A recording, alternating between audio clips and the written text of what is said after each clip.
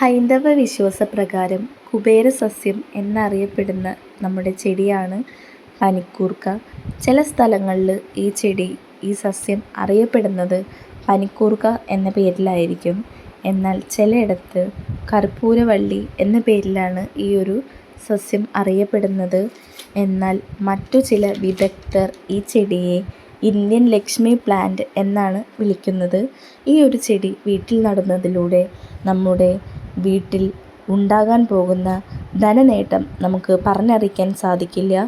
ഈ ഒരു ചെടിയുടെ ഒരു ഇല നമ്മുടെ പണം സൂക്ഷിക്കുന്ന പേഴ്സിലോ അല്ലെങ്കിൽ പെട്ടിയിലോ വയ്ക്കുന്നതിലൂടെ ധനനേട്ടം ഇരട്ടിയായി വർദ്ധിക്കും. ധനത്തിൻ്റെ കുത്തൊഴുക്ക് വർധനവ് നമ്മൾ വിചാരിക്കുന്നതിലും അനിയന്ത്രിതമായി കൂടുന്നതാണ്.